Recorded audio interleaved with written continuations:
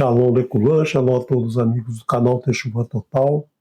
Eu sou Renato de Prinzio, morei aqui do canal Teshuvah Total. Todas as quintas-feiras a gente traz para você o estudo de um pedacinho da Torá, trazendo atualmente um estudo dos números que estão escondidos, embutidos dentro dos textos da Torá. Estamos estudando o livro de Shemot, né? Estou usando como base um livro publicado, um livro que está aí disponível nas livrarias, né? E aí faço um estudo, faço uma análise, complemento com alguns textos, e aí passo para você, então, esse estudo, né? Claro que você tem a liberdade de estudar o livro, tem a liberdade de questionar todas as conclusões que eu tiro aqui, mas apenas trago para você uma ferramenta para te ajudar, te cooperar com você no teu estudo da Torá. O importante é sempre o estudo da Torá, né? Ele vem sempre em primeiro lugar e a gente precisa, né, de algumas ferramentas para, muitas vezes, algumas dúvidas aparecem aí com análise de outros autores, de outros estudiosos, a gente consegue ter um entendimento melhor, né? Claro que sempre é importante você abrir o coração para ouvir, né? Ouvir, entender o que está sendo dito, o que está sendo falado. Então vamos aí a esse estudo de hoje, né? Vamos dar continuidade ao estudo que iniciamos na semana passada, o estudo de números, né? O estudo de números que é justamente o que eu me propus a estudar, né? Obviamente, mais à frente a gente pode fazer algum outro tipo de estudo. Nós já fizemos das letras, agora estou trazendo aí alguns números que estão escondidos, né? Escondidos na Torá, nos 5 livros da Torá. Então vamos aí ao estudo de hoje, né? Que remonta lá ao período em que Abraham tem contato com o Eterno se manifesta para Abraham e propõe a ele, então, que Abraham o siga e que seus filhos herdarão uma terra que mana leite e mel. Então, lá no capítulo 15 de Bereshit, né, nós escrevemos sempre assim, nós não escrevemos o número 15 como Yud-Rei, porque Yud-Rei são 2 letras do nome do Eterno. Então, o número 15 nós escrevemos uma teta e uma vav, que dá 9 e 6, 15, e o número 16, que seria uma Yud e uma vav, nós escrevemos tet e Zain, né? 9 e 7 dá 16. Então, sempre você vai encontrar nos livros que trazem a numeração com letras hebraicas essa alteração, justamente para não utilizarmos parte do nome do Eterno, né, de forma incorreta, de forma vulgar. Então, esse texto aqui, Bereshit 15, verso 8, diz assim: Vaiomar Adonai Eterno, né? Adonai Eterno. E disse quem? Abraham, né? Na época ele ainda era Avram, ele ainda não tinha as letras acrescentadas ao seu nome ainda era Avram. E aqui é interessante você notar que ele usa a primeira vez aqui o termo Adonai se referindo ao Eterno. Por isso que muitas vezes nós tratamos o Eterno como Adonai, nós trazemos o nome Adonai. Adoni, você sabe, Adoni, essas mesmas letras são as letras para Senhor, mas Adonai, com esses sinais maçoréticos, a gente só usa para se referir ao Eterno. Adonai Eterno, né? Mas agora como é que a gente vai explicar o que nós falamos no estudo da porção Vairá e Apareci, né? O Eterno diz para Moshe: eu apareci para os seus pais, Abraão, Isaac e Jacó, como El Shaddai, não como tetragrama, né? Como tetragrama ele estava se apresentando para Moshe. E aqui, quando a gente estudou o capítulo 15, a gente viu que aparece o tetragrama, né? Aparece o tetragrama lá. Por quê? Porque o tetragrama, né, o tetragrama aparece aqui com uma pequena variação. Se você olhar aqui os sinais maçoréticos estão alterados, né? Os sinais maçoréticos aqui, quando a gente escreve, eterno, o tetragrama normalmente na Torá, você vai encontrar, né? Você vai encontrar com esses sinais maçoréticos. Olha aqui, né? Olha aqui, o som vai ser bem diferente. Por quê? Porque Moshe está nos salientando aqui que naquela época, né, naquela época o povo ainda não conhecia o tetragrama, mas ele escreveu o Bereshit depois, né? Por isso que ele fez essa pequena alteração aqui para a gente perceber que não tá, né, que não era um nome utilizado até aquele momento. O nome tetragrama só aparece na porção Vaerá, né, e apareci. Então, a segunda porção do livro de Shemot. Então nós temos esses detalhes a perceber.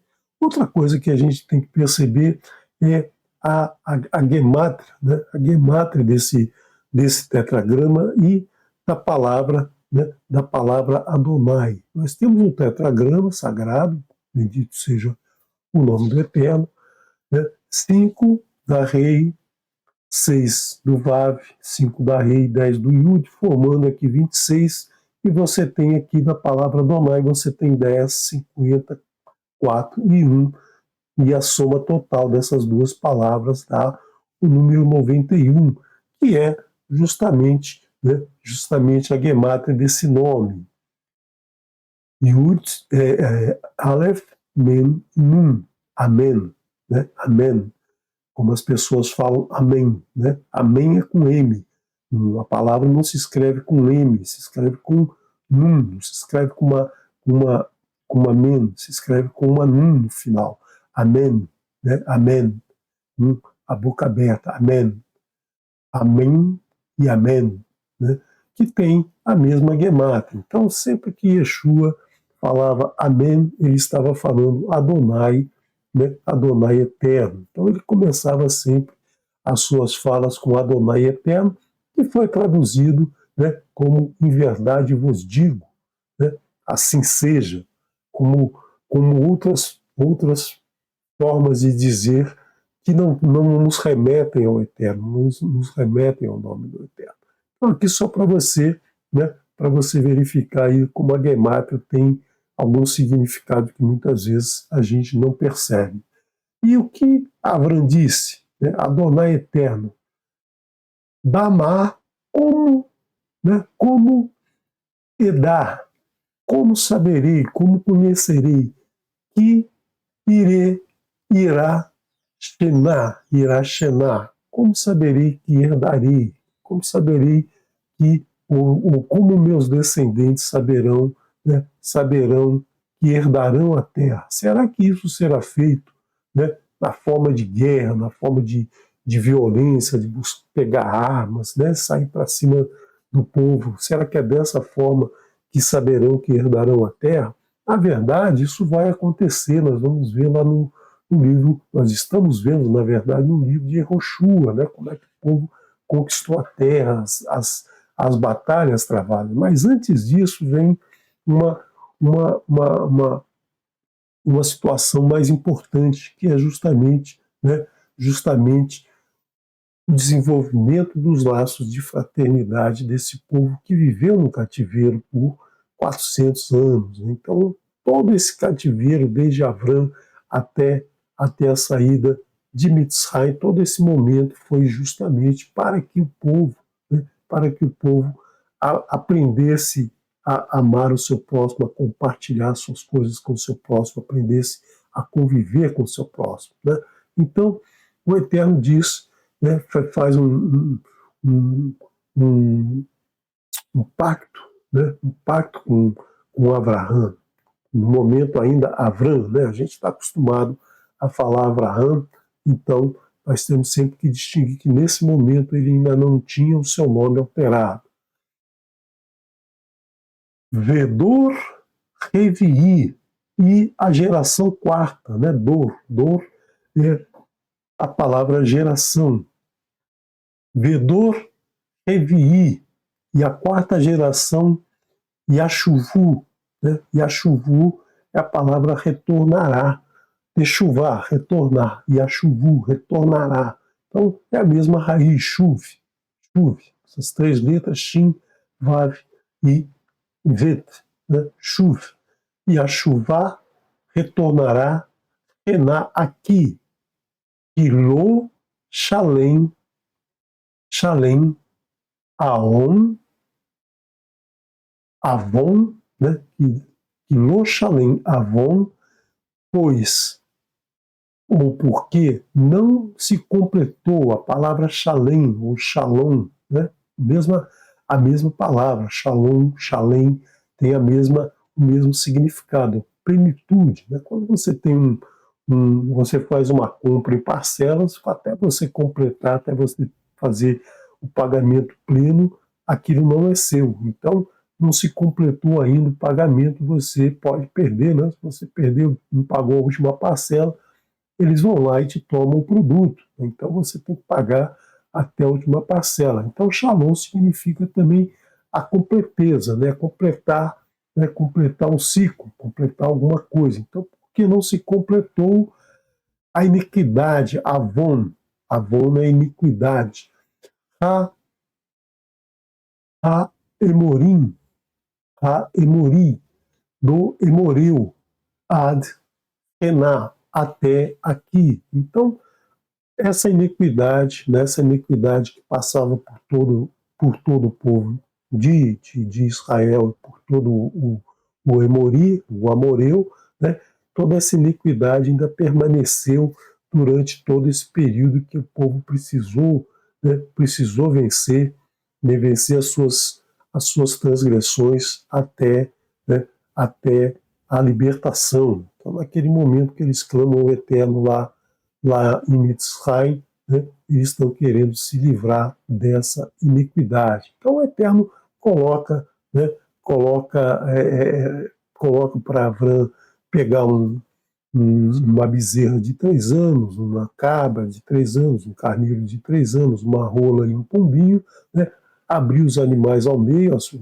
as aves não são abertas, mas abre os animais ao meio, né, e depois Avram cai no sono profundo e o Eterno diz a ele no sonho que o seu povo seria peregrino por 400 anos. Né? Então, toda essa situação você vê lá no livro de Bereshit, quando o Eterno diz a ele, ó, seu povo, os seus filhos, os seus descendentes vão viver em exílio a partir daquele momento por 400 anos. Muita gente acredita, né, entende errado, aliás, que o período no Egito foi de 400 anos. Não, 400 anos é desde esse momento até a saída do Egito.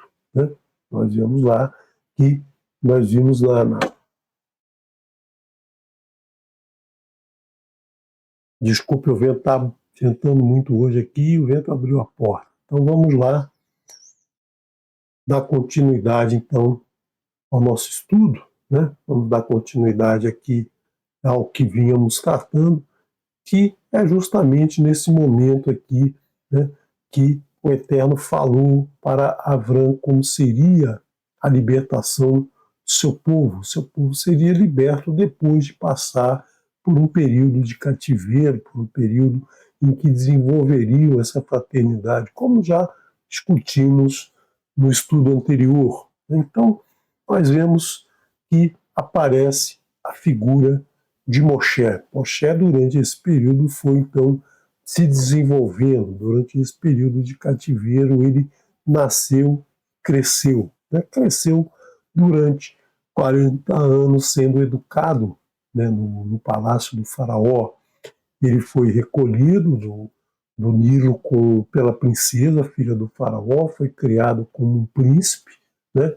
Ele foi adotado por ela como filho, ela não tinha filhos, e ele então passa a se desenvolver como um futuro herdeiro do trono. Então ele era um príncipe, tinha lá aquela educação, né, do palácio, tinha lá a visão a visão política daquela época, ele foi educado nas artes marciais, ele se tornou um guerreiro, ganhou batalhas lá para o faraó, né? Os sábios relatam isso, no Talmud você encontra isso, várias situações em que ele venceu batalhas para o faraó. O faraó gostava dele, né?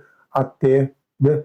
Ele chegou um momento que ele se desenvolveu e foi percebendo que, graças àquela educação de início de vida que ele teve de seu pai Lelan e de sua mãe Yoheved, ele teve, né, ele teve ali, tinha um germe dentro dele, germinando alguma coisa ele percebia que não era correto, no ambiente do palácio. E aí nós vemos, né? Nós vemos em Shemot, capítulo 2, verso 11, Vayehi ba yamin hahem. E foi naqueles dias, Vaigdal Moshe, e cresceu, se tornou grande Moshe. Vayatse el Ahav, e saiu aos seus irmãos, saiu para encontrar os seus irmãos, né, para ver os seus irmãos hebreus, né, porque ele sabia que ele não era egípcio, ele sabia que ele era um ivri, ele sabia que ele era descendente dos hebreus, né, não sabia certamente a sua história, sabia o que tinha acontecido, provavelmente ele até tinha contato lá com seus pais, né, com seus irmãos, né, mas ele era educado para ser o príncipe. Vaiare Bessi Belotan, e viu o sofrimento do seu povo. Né? Ele saiu para ver os seus irmãos e viu o sofrimento desses seus irmãos. Vaire Ish Mitzri, Vaiare, e viu Ish Mitzri, um homem Mitzri, um homem egípcio, Maken Ish Ivri, né? Batendo, golpeando ou tratando muito mal um homem ivri, me errav, ou seja, um de seus irmãos. Então, nesse momento, deflagrou nele o quê? Aquela necessidade de exaltar o seu povo, de transformar o seu povo, né? De transformar o seu povo num povo livre. Por quê? Porque ele não admitiu essa forma de tratamento que era dada a um de seus irmãos. Então, ele não aceitava isso, não aceitou isso, e nós não devemos aceitar que ninguém seja humilhado, seja massacrado na nossa frente.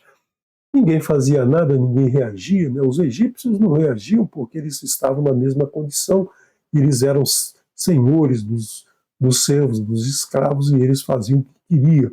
Um servo ivri não podia fazer nada porque, né? Porque senão ia ser trucidado, ele era um servo, ele não podia se voltar contra o seu senhor. Mas ele, naquela condição ainda de príncipe, né? Vestindo a roupa de príncipe, vestindo o traje de príncipe, ele chegou-se ao outro, né, ao egípcio, e o golpeou. Como ele também era um guerreiro treinado nas artes de guerra, ele facilmente dominou o outro e matou esse egípcio e enterrou sob areia. Então, nesse momento, ele percebe, né, ele percebe que é preciso libertar esse povo. Então, quando a gente fala que ele matou um egípcio, a gente também conecta com a seguinte ideia, né? Ele matou de dentro dele a personalidade do egípcio que vivia dentro dele e se tornou novamente um ivri de nascimento. Naquele momento ele se desconectou, né? Ele deixou de ser um egípcio, um líder egípcio, para se tornar um ivri. Ele separou, né? Separou as duas metades, o lado mitzri do lado ivri dele. Então, nesse momento, quando se fala ele matou um mitzri, ele matou um egípcio que vivia dentro dele, né? Então, nós vemos aí que aquela exaltação do povo, aquela percepção que vem lá de seu pai Elã de fazer com que o povo fosse um povo livre, fosse um povo respeitado, exaltado, vem e faz com que ele se liberte também, né? Então nós temos aqui que ele entra na defesa de seus irmãos e da mesma maneira, né, da mesma maneira que ele vai enfrentar o faraó lá na frente, quando aparecem as maravilhas ou pragas, né, como a gente cita, né, maravilhas ou pragas, ele traz dentro dele aquela força dentro de sua mãe, Yocheved, né, de vencer essa ira do faraó. E nós vemos aí que nesse momento ele deixa de ser príncipe, né, porque a notícia é levada ao faraó, o faraó então se revolta contra ele e faz com que ele seja banido da sua terra, né? Ele vai ser banido e vai ser procurado vivo ou morto para cumprir a pena por ter matado um Mitzri. Um hebreu nunca poderia matar o Mitzri. O Mitzri poderia matar o hebreu, mas o hebreu não poderia matar o egípcio. Então, ele não era mais príncipe, revoltado, né, com a situação dos seus irmãos ivrim, né, os seus irmãos israelitas, hebreus, os seus irmãos hebreus, ele também está revoltado por ter vivido 40 anos com essa mentalidade, como muitos de nós vivemos até hoje na mentalidade do egípcio, né? Muitos vivem aí na, na, na idolatria, muitos vivem afastados do eterno, por quê? Porque vivem naquela condição, né? Naquela condição de príncipe adotado, ou seja, os outros todos não têm, né? Nós não temos irmãos é, é, hebreus, ou seja, irmãos que são humilhados, que são escravos. Então eles não aceitam isso, nós somos todos. Nesse momento ele não aceita isso, ele percebe que ele é igual, né? Ele é igual a todos, não existe separação de classes, não existe essa diferença entre Mitzri e Ivri. Então ele passou 40 anos, né, 40 anos vivendo em alienação. Então o que, que ele faz? Ele sai dali, né? Ele sabe que vai ser procurado, vai ser morto, ele sai daquela região matutando, e isso vai ser importante nos próximos ciclos de 40 anos de sua vida. Ele vai lá para Midian. Chega em Midian, tem um poço e algumas moças, 7 moças, estão dando lá de beber, né, beber as suas ovelhas lá perto, próximo de um poço. O poço sempre tem um significado muito importante dentro da Torá. E aí aparecem pastores e fazem com que essas moças parem de dar água para os seus rebanhos, para que eles dessem água para o rebanho delas. Ou seja, são arrogantes, são prepotentes, se acham melhores do que todos, não respeitam, né, digamos assim, não respeitam a fila, quer entrar na frente da fila.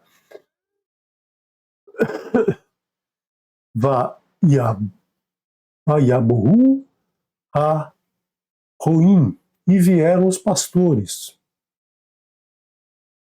Vai Gareshu, Vayakan, e vieram os pastores e as expulsaram. E levantou-se Vayakan Moshe,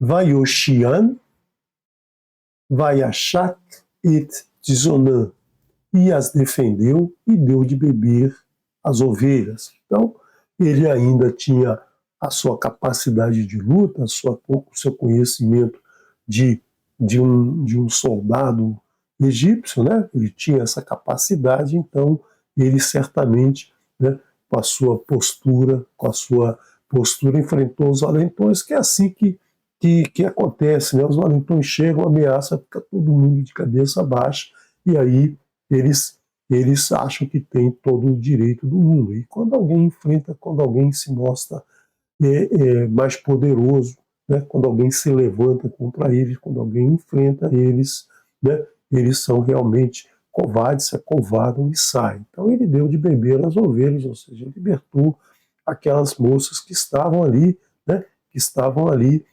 em uma situação de humilhação, uma situação de submissão. Então ele faz com que essas moças recuperem a sua dignidade, digamos assim. Então ele é exausto ali de ter cavalgado tanto tempo para fugir de Mitzrayim, estava sozinho e ele defende o necessitado. E é isso que a gente sempre deve fazer, né? A gente deve defender os necessitados, a gente deve ajudar aqueles que têm uma necessidade, né?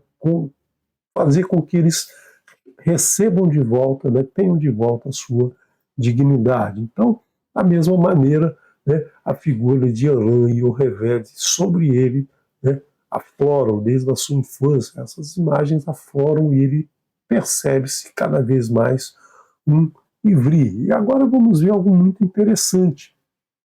Quando essas moças chegam em casa e falam, olha, o pai fala para elas, vocês voltaram muito cedo, o que aconteceu? Elas dizem, aconteceu isso, isso, isso, o rapaz chegou lá e expulsou todo mundo, né? E a gente conseguiu dar água para as ovelhas e voltamos para casa. E Vaiomer el Benotav, ou seja, e disse o homem às suas filhas, e disse quem era o homem? O homem é Aitor, um sacerdote midianita, né, pai de 7 filhas, e que tinha também 7 nomes. Então ele diz para elas, Vê-ao Lamá, Vê-ao, e onde está? E onde está? Cadê o homem? Vocês deixaram o homem partir. Lamazé, por que isto? Azavetan et Raish. Vocês, por que deixaram? Por que isto? Deixarem o homem embora, deixarem ele lá sozinho, deixarem ele sem uma recompensa, né, pelo que ele fez por vocês, né? Porque era um pai que viu alguém defender as suas filhas, um desconhecido defender as suas filhas. Então isso é muito, muito significativo, né? Porque todo aquele que defende seu filho, você se torna amigo, você né? Aquela máxima,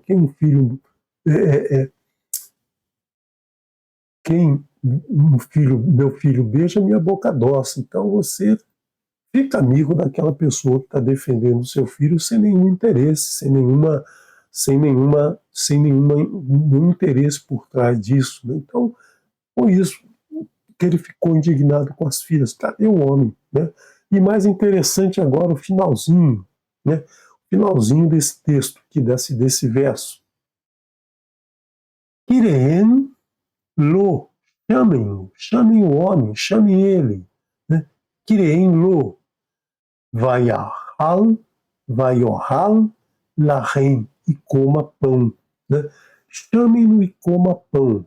O que quer dizer isso, né? Comer pão? O cara estava com fome, Moshe estava lá com fome, precisava comer alguma coisa, né? É esse o significado dessa frase? Não, não é esse o significado da frase. Quando você chama alguém para comer pão com você, ou seja, você está chamando alguém para sentar com você e se alimentar, né? Se alimentar do teu alimento. O alimento é a coisa mais importante do mundo, né? Nós precisamos de alimento para nos manter vivos.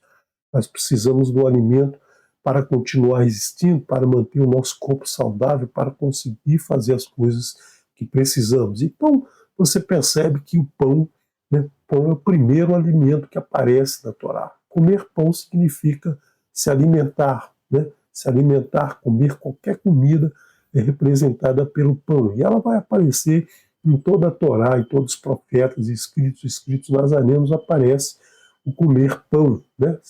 Yeshua lá divide o pão com as pessoas que têm fome, né?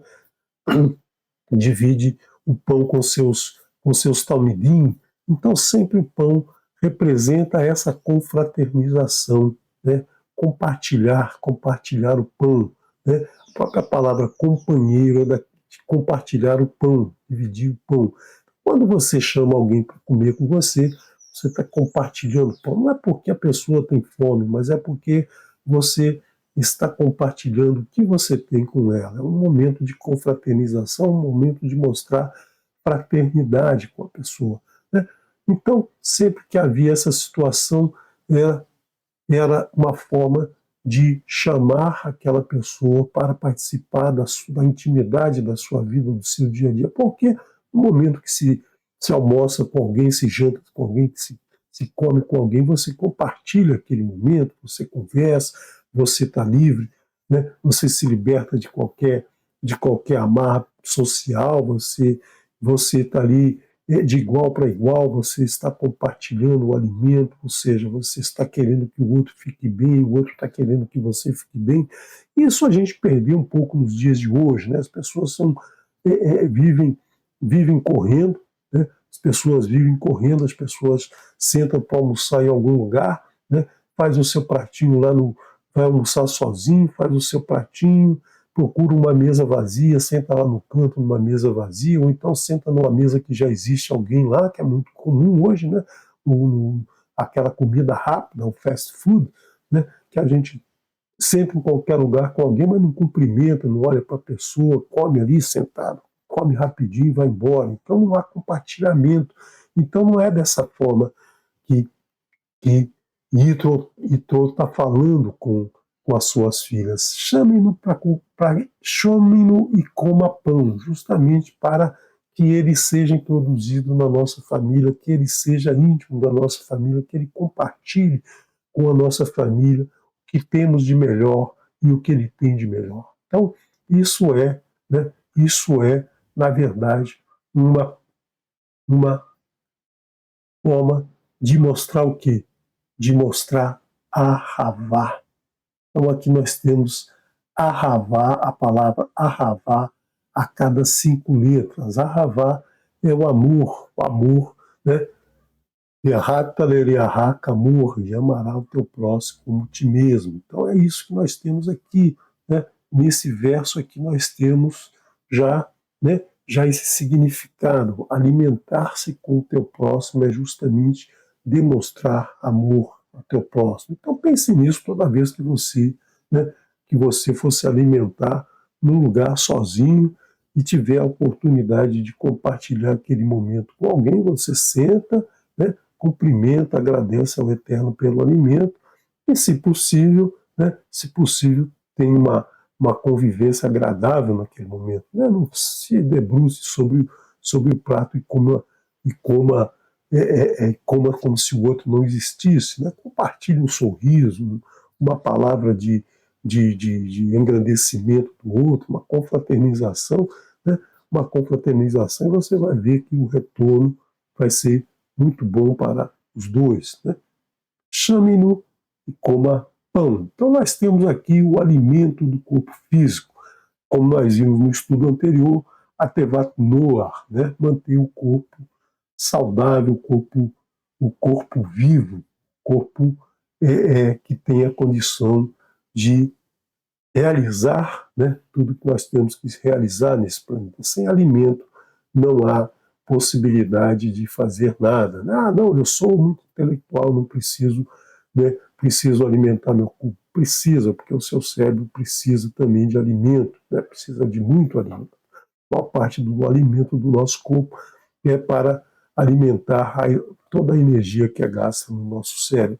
E mais, né? E mais, vá Yoel Moshe, e consentiu Moshe. Então Moshe aceitou esse convite. Moshe aceitou compartilhar, né? Compartilhar com aquela família.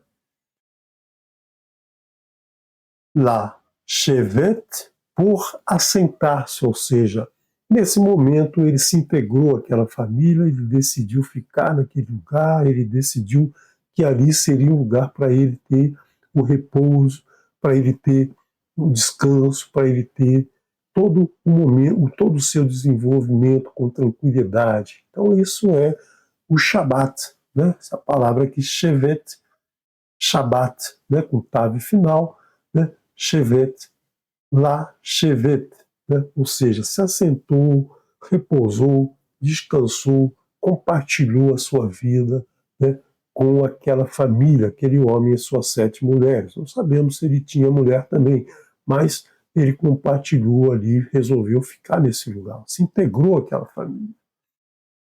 E Raiz, o homem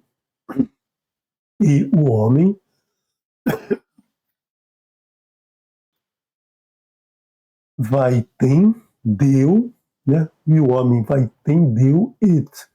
Siporá, deu Siporá, Bito, sua filha, né? A filha do homem, a filha de Tro, Le Moshe, para Moshe. Ou seja, ele pegou a sua filha, certamente a filha mais velha, né?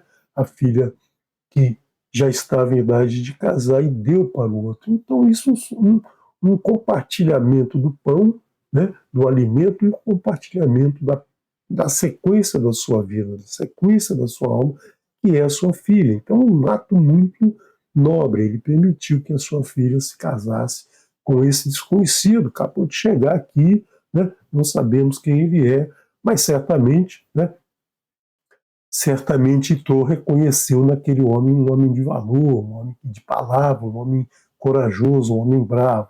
Né? Contam os sábios que Itrô foi sacerdote no palácio do faraó, junto com Bilã. Né? Alguns sábios dizem isso, contam isso, e que Itrô era um cara bom e Bilã era o pilantra, né, que vai aparecer mais à frente. Né? Que Itrô então conheceu o Moshe pequeno, né, acompanhou, então aqui nesse momento ele sabe quem é Moshe, ele conhece Moshe de longa data. Isso dizem os sábios, eu não verifiquei, não vi nenhum outro estudo, né, apenas uma menção aí que me veio, né, que me veio em algum lugar que eu li isso, mas demonstra que Itrô conhecia, né, conhecia Moshe. Mas nós vemos aqui que só pela ação de Moshe já era suficiente para ele confiar nesse homem. Então nós temos aqui, né, que esse casamento vai fazer com que Moshe tenha um alimento para a sua alma. Né? É o que nós discutimos anteriormente, a Tevat Moshe. Tevat Moshe, que é justamente, né, é justamente a arca de Moshe, né? A representação da arca de Moshe, como nós vimos no estudo anterior, tá? Além de o corpo se manter, se desenvolver, nós temos que fazer com que a nossa alma se desenvolva, né? Justamente pelo estudo da Escritura, Tevat Moshe, né? A Tevat Moshe, como nós vimos no estudo anterior, é a escritura trazida por Moshe, a Torá trazida por Moshe, o ensinamento trazido por Moshe. Só dessa maneira nós vamos elevar, exaltar a nossa alma. Então nós vemos aqui, né, um, um significado desse nome Tsiporá, né? Tsiporá e Moshe. Vamos ver a Gemátria. Gemátria de Tsiporá nós temos 5.280 e 90, somando 375.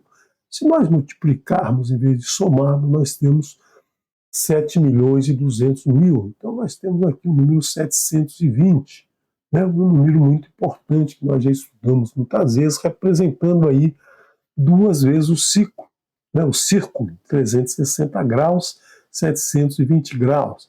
Mas nós temos também aqui Moshe, né? Moshe 345, que nós temos aqui 5 vezes 300 vezes 400 dá 60.000.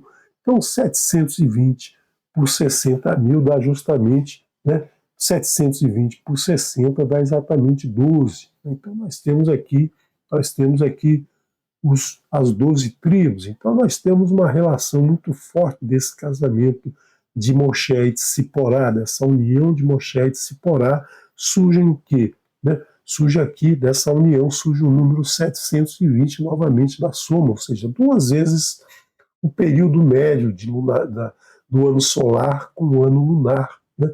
O ano solar 365 dias, o ano lunar 355 dias, a média aí dá 360. Então nós temos duas vezes, né, o ano solar. Então, como nós já vimos aqui, só no nome de Tzípora.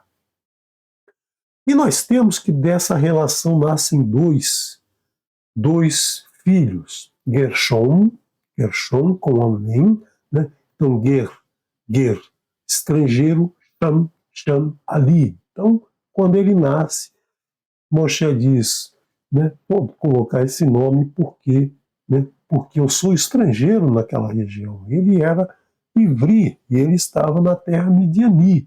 Então ele estava numa terra midianita, ele era um estrangeiro, assim como Abraão era estrangeiro, né? Todo os nossos patriarcas eram estrangeiros na terra que viviam. E o outro filho dele é justamente Eliezer, né? Eliezer significa Eli, né? Eli, meu Elohim, Ezer, ajuda. Então, Elohim ajudou Moshe a se esconder do faraó, a se proteger do faraó, a não ser morto pelo faraó. Então, nós vemos aqui que Gershom, se nós multiplicarmos os valores numéricos 40, 300, 203, nós temos aqui novamente o mesmo número de Tsiporá, né? 7 milhões e 200 mil. E em Eliezer nós temos um número aqui, 29 milhões e 400 mil, que também, né, se a gente agora fizer a mesma operação com 2.900 mil, nós temos o mesmo valor. Então, essa relação, ela traz dentro dela né, esse significado de, de, do ano solar, do ano lunar, né, desse ciclo de, de passagem do Sol, né, por volta da Terra, que na verdade, quando a gente está na Terra, a gente vê o Sol girando em torno da Terra, nós sabemos que a Terra gira em torno do Sol, mas para nós, como nossa referência, o Sol está girando em torno da Terra, esse período médio do ano, né? O ano, como nós já estudamos em outros momentos, nesse número 720, tem um significado muito grande dentro da Escritura. Agora nós temos um momento, né? Nós temos um momento lá no capítulo 3, em que o Eterno se manifesta para Moshe e ele se sente pequeno para realizar tamanha tarefa, né? A tarefa que o Eterno está dando para ele. Então nós temos, e disse Moshe para Elohim, quem sou eu para ir ao faraó e para tirar os filhos de Israel de Mitzrayim? Então ele se sentia muito pequeno para essa tarefa. Né? Quem sou eu? Nesse momento ele tinha passado 40 anos ali no campo, pastoreando ovelhas, então ele já não se sentia mais há muito tempo aquele príncipe guerreiro, mas ele era agora né? Um simples condutor de ovelhas. Então, quem sou eu para enfrentar esse faraó? Esse faraó que nasceu justamente naquele momento que ele saiu, né? Saiu da casa do faraó. Né? O faraó anterior que ele com quem ele foi educado como um pai para ele, né, um pai adotivo, era o avô adotivo, na verdade, né, naquele momento havia morrido, o Eterno diz a ele, volte, porque aquele que te perseguia já morreu, e aí quem estava no poder era o filho da filha do faraó, o neto do faraó, que assumiu e que certamente ouviram falar de Moshe, mas foi criado como um faraó e vai se portar como um faraó, como nós vemos nas porções seguintes, né? Na porção Vaerá, na porção Bo, nós vimos esse faraó atuando. Então Moshe já não se sentia mais na altura de enfrentar aquele homem. E o Eterno disse, porque serei contigo, e isto será para você o sinal que eu te enviei. Então, naqueles momentos que a gente julga que não tem condição de realizar uma tarefa que o Eterno nos dá, né, de prosseguirmos na nossa caminhada de Teshuvá, que não temos mais forças, de que o mundo já não somos mais o mesmo, já não temos mais a mesma saúde, a mesma disposição, já não queremos enfrentar ninguém, você tem que lembrar que o Eterno está com você, né? O Eterno está contigo, e será para você o sinal de que Ele te enviou, então de que você está nesse mundo porque Ele te enviou, porque Ele te trouxe a esse mundo para você realizar a tua tarefa, para você fazer a tua caminhada de Techuvá. É isso que é importante. Quando tu tirares o povo de Mitzrayim, servireis a Elohim sobre este monte. Né? Sobre este monte você, então, virá, né? Você vai servir ao Eterno sobre esse monte. E o que se representa isso, servir ao Eterno sobre esse monte? É obedecer ao Eterno, porque é nesse monte que vão ser entregues as 2 tábuas com as 10 palavras. Então é nesse monte que a gente deve retornar, ou seja, nós devemos retornar para cumprir, né, cumprir as determinações do Eterno, cumprir o ensinamento do Eterno.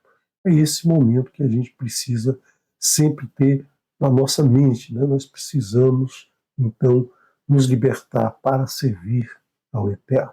É essa mensagem que ele está passando para Moshe, para você, para mim, para todos nós.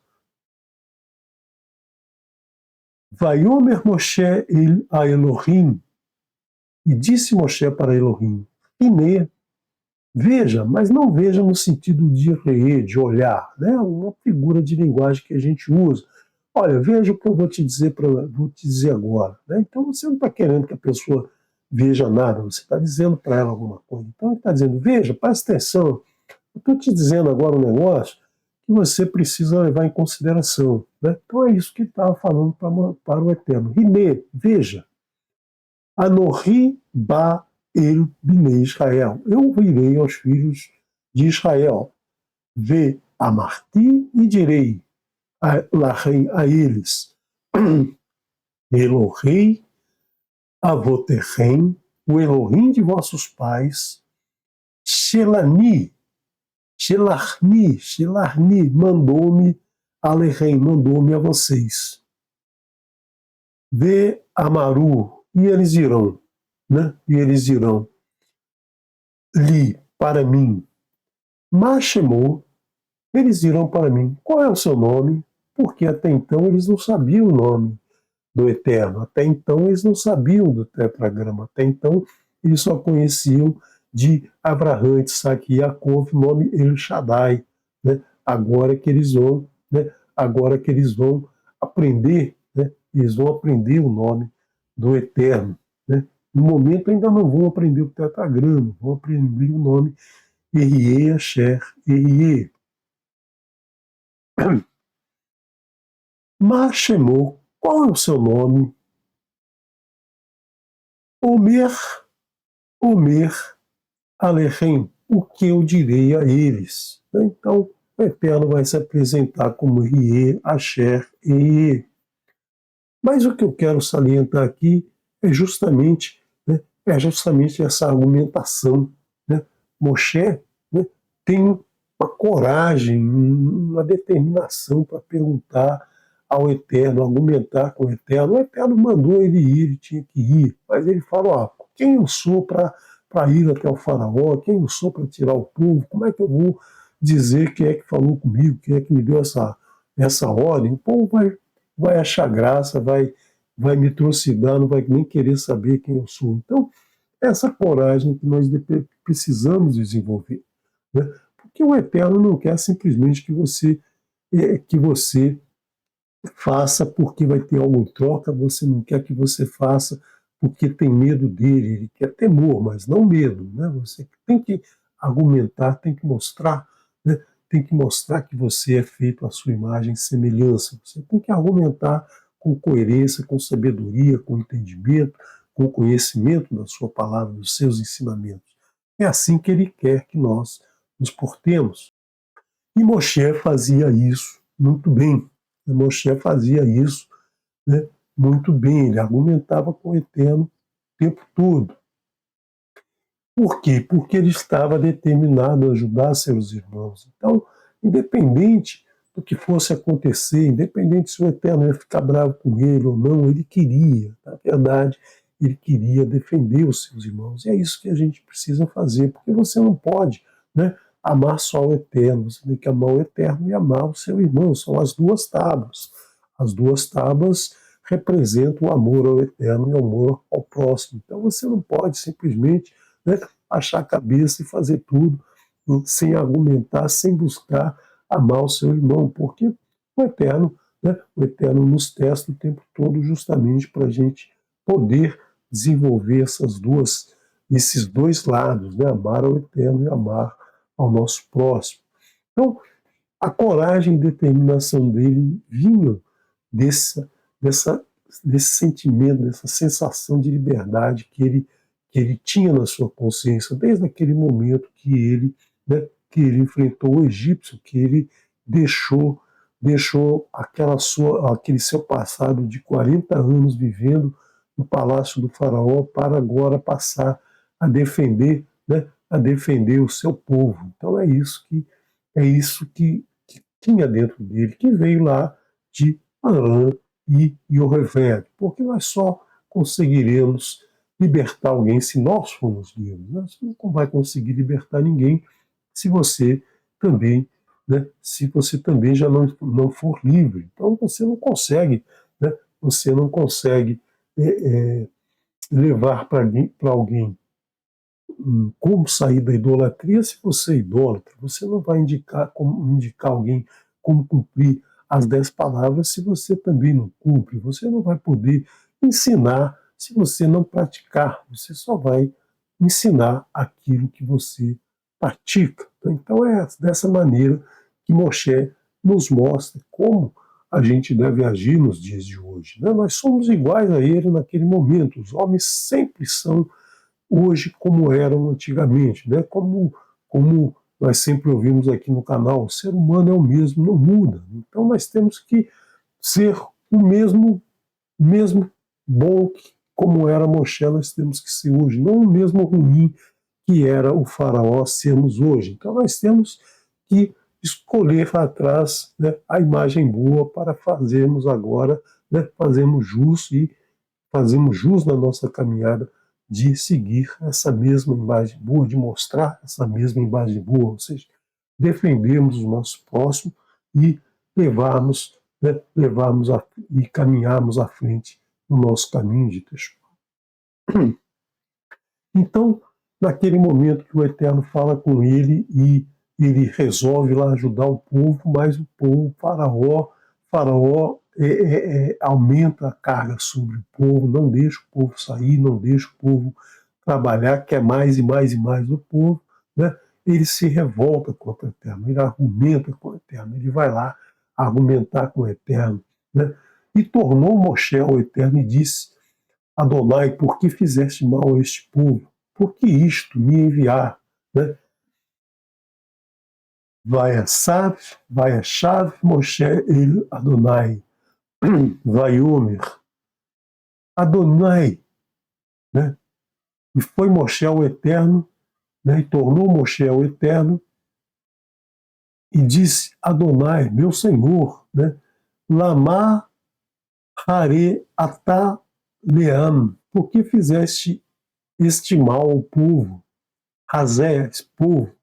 Lamazé shelar tani, por que isto de me enviar? Ou seja, por que me envias a esse povo, né, aumentando aí neles a expectativa da liberdade quando o faraó agiu diferente, o faraó piorou a situação. Então ele argumenta, ele pergunta, ele quer saber, né, ele, ele leva essa argumentação ao Eterno. Não fica simplesmente, né, chorando no canto como um coitadinho, mas fui tentar ajudar, prejudiquei mais. Não, ele sempre pergunta ao Eterno. Vaixá Moshe el Adonai. E tornou Moshe ao Eterno e disse, Vaiomer, e disse,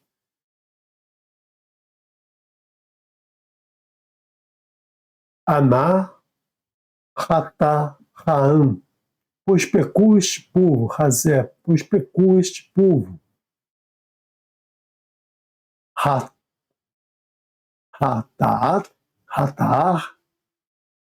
Gedolá. E tornou Moshe ao Eterno e disse, pois pecou este povo, Hatar Gedolá, um pecado grande. Vá Va Yasu Lahem, fizeram para eles Elohei Zahav, um Elohim de ouro, ou seja, fizeram para eles um objeto de adoração. Né? Então, Moshe, aqui no capítulo 32, nós vamos ver mais à frente, né? quando, quando Moshe desce com as tábuas e vê que eles fizeram um Elohim de ouro, quebra as tábuas e depois volta para pedir perdão ao Eterno, ele diz para o Eterno: esse povo pecou um pecado grande e fez um Elohim de ouro. Veatá in Tissá. E agora se os perdoas, Hatatam, seus pecados. Vem em mi reni ba mis pecherha asher ka tevat. E se não, risca-me, rogo.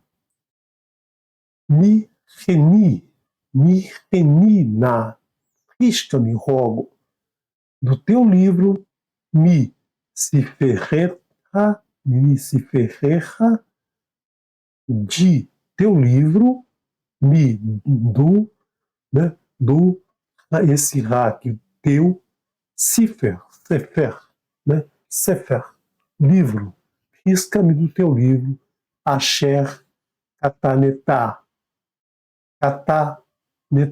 katanetá é escreveste, né, o livro que escreveste. Então nós já discutimos isso anteriormente, né? O Eterno escreve o nosso nome no livro e todas as nossas ações, todas as nossas realizações. No dia do julgamento, ele vai avaliar cada um de nós. Então Moshe está dizendo: se o povo pecou, sim, pecou, mas eu quero que esse povo seja perdoado, perdoa eles, né? Ou então risca meu nome desse livro, que aí, se riscar o nome do livro, não vai ter nem julgamento, não vai nem passar pelo julgamento, vai ser eliminado antes.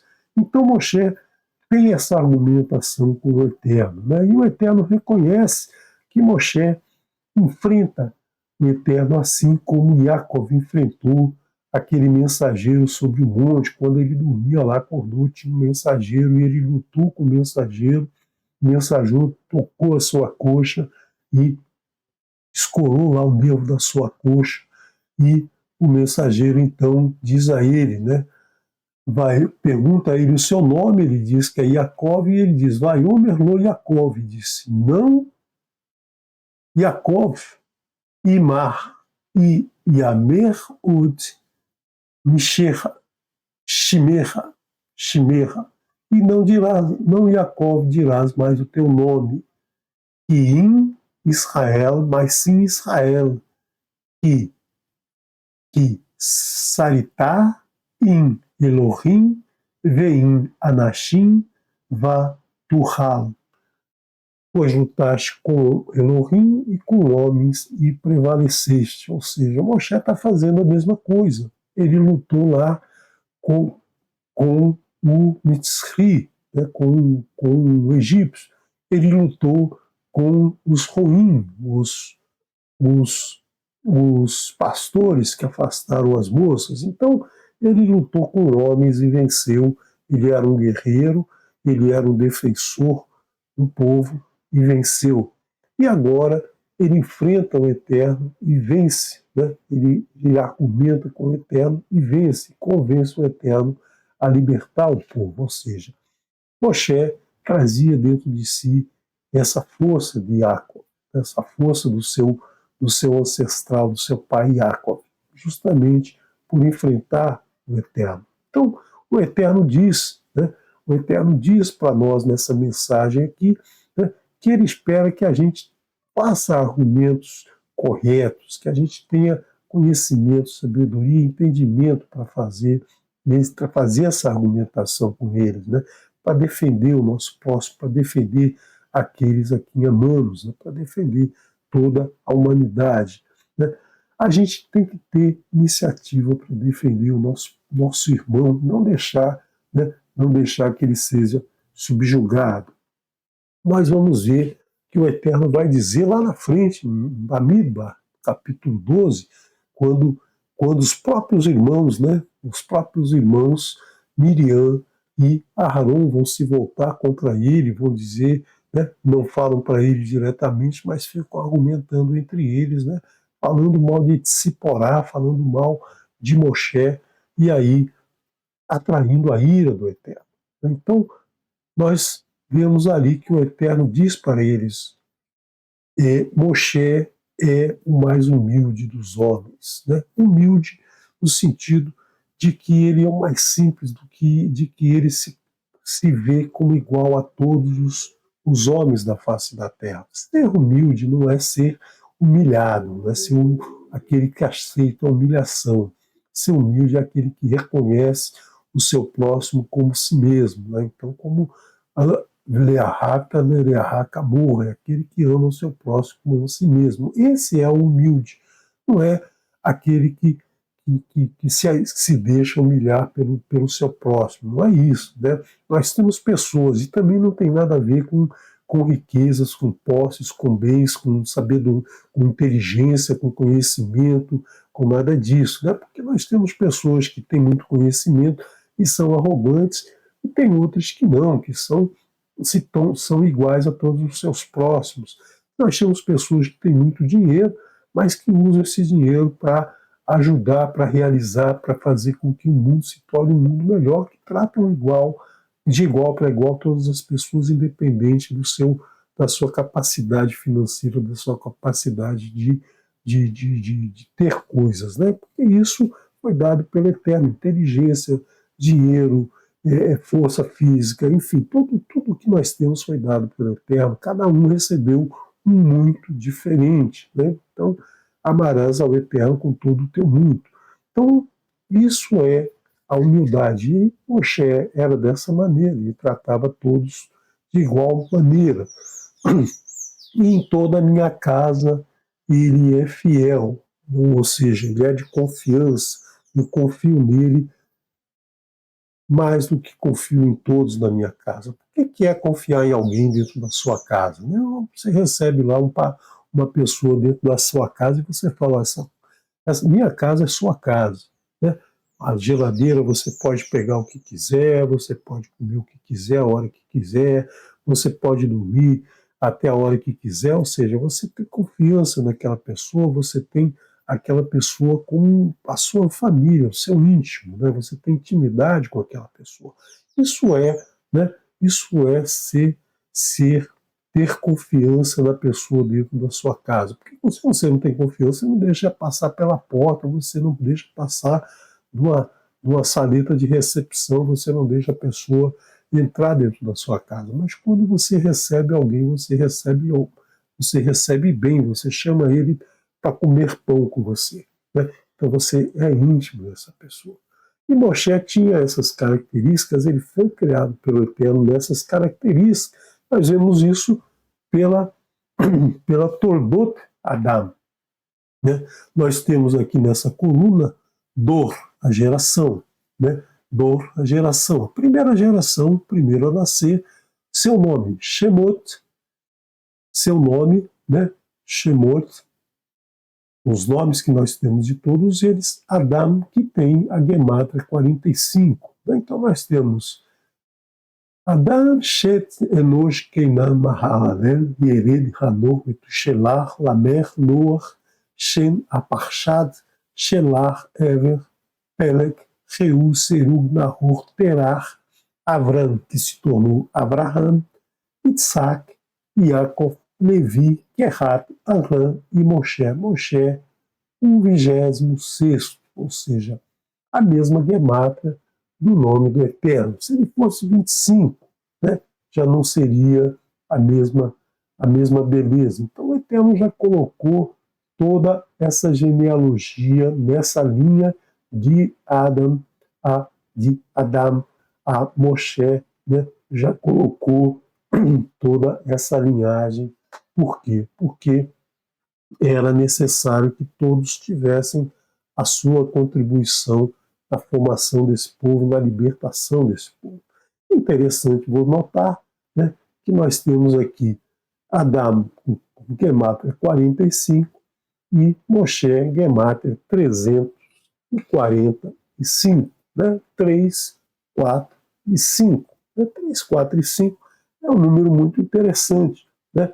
Moshe, por outro lado, também é um nome muito interessante. Moshe é a transliteração para o hebraico do nome, né, tirado das águas que é dado no egípcio. Tirado das águas no egípcio tem um som que se escreve no hebraico com essas 3 letras. Moshe, né? Mem, Shin e Rei. Que são as mesmas palavras de o nome, Hashem, Hashem, né? Rei, Rei, Shin e Mem. Todos eles, né, são as mesmas letras, ou seja, tem a mesma gemata, 3, 4 e 5. Se você somar 3, 4 e 5, você tem o número 12. Se você multiplicar, você tem o número 60. 60 vezes 12, 720, como nós vimos lá no nome, né, de Tsiporá, no nome de Gershon. Então nós vemos aí a relação que esses números estão sempre interligados. E nós vemos também uma outra relação, né, que você já deve ter visto aí muitas vezes na sua vida escolar, né, o famoso Teorema de Pitágoras, que vem muito depois de Moshe, né, veio lá na Grécia, muito depois de Moshe. Quando você tem um triângulo que tem um ângulo de 90 graus, né, e se um lado mede 3 e o outro lado mede 4, quanto que mede o outro lado? Então você pega cada um desses números ao quadrado, soma eles, você tem 25. Esse 25 é um número ao quadrado, que é justamente esse lado do triângulo, a hipotenusa. Então nós temos aqui, né, Moshe com um teorema de Pitágoras da Torá, né, já escrito na Torá muito antes do Pitágoras descobrir o seu teorema. E esse ângulo aqui é justamente um ângulo de 37 graus, o mesmo ângulo que nos é trazido na primeira, né, na primeira frase, no primeiro verso da Torá. Então nós vemos aí muitos números relacionados e importante salientar aqui a grande capacidade que o Eterno colocou em Moshe para libertar o seu povo daquele cativeiro. Então, nós temos aqui, né, esse estudo, né, esse estudo que a gente, logicamente, a gente não tem condição de criar nada desse estudo, né? Tem pouco tempo ainda de estudo da escritura, ainda não tenho, né, não faço descobertas de nada dentro da escritura por mim mesmo, eu tenho que buscar fontes, né, fontes de estudo, E aí, logicamente, eu vou aprofundando esse estudo, comparando com outros, trazendo outras fontes de conhecimento para trazer para vocês, né, para você poder aí então analisar com mais cuidado, com mais calma, né, e aprender cada vez mais o ensinamento da Torá e usá-lo na sua vida, praticá-lo na sua vida, defender o teu próximo, defender, né, sempre ele, amar o teu próximo, amar o Eterno com todo o teu coração, com todo a tua alma e em todo o teu mundo, e amar o teu próximo como a ti mesmo. Shalom, shalom, nos vemos amanhã no Kabbalah Shabbat. Tenha uma boa noite de descanso.